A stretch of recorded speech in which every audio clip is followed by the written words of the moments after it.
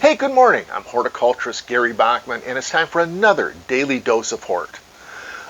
Yesterday we went ahead and I showed you how I'm planting my fall tomato crop in the plug trays and moving them into my germination rack under the lights. Well, I had some questions on that. Exactly how do we do that? So I thought we'd go ahead this morning and revisit how I germinate seeds using a germination rack inside the house. Keeps the temperatures more consistent, and I think you get better results. So anyways, this is the rack that I use. It's a baker's rack. It's got four shelves. The fifth shelf is storage up there. Bottom shelf is storage. But it's a baker's rack from Lowe's.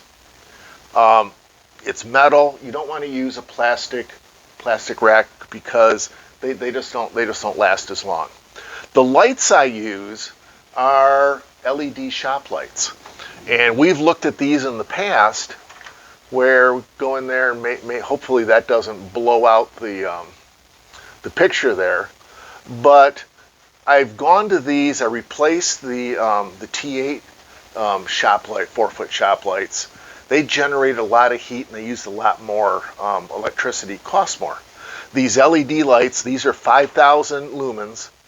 They have a rated life of 46,000 hours, and each one of these fixtures uses about $2.50 of electricity per year. So it's a much better situation.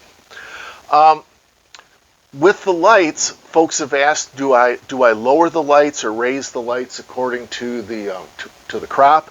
No, they're static in that position there. But what I do is I use trays, and I just basically raise the flats up to the lights to kind of get the right height that I want. So, anyways, those plug trays that we did yesterday, put in these green trays, these heavy duty green trays, no holes. It's all bottom watered. I don't know if you can you get a, yeah, you can get a shot of that there. And it's also on a heat mat. Here, let's just do this and show this heat mat. It's just a standard heat mat. It's a 10 by 20 mat that sits on there that's thermostatically controlled. And so I've got a container in that flat with a thermocouple on it, and I stick that down into wet mix, and it's controlled. It's got a controller that I set for 80 degrees is where I want to germinate tomatoes, and I germinate peppers at that point too. So that keeps it at a consistent temperature that just encourages germination of the tomatoes. We're probably going to see these popping up in 4 or 5 days because it's got a really good, moist, warm environment. Other things that I do on this rack, well, I've showed you the microgreens before. Here's several here in these pots. They're ready to be harvested. We've got more that I sowed the other day, and see how those seedlings pop up, and they'll be ready in about a week. I also do various herbs. Here, this is cilantro, baby cilantro, and Kate asked me this morning, what happened to these? What kind of pest do we have in the house that's eating our cilantro? I said, well, the pest is Gary, because I used that in dinner the other night.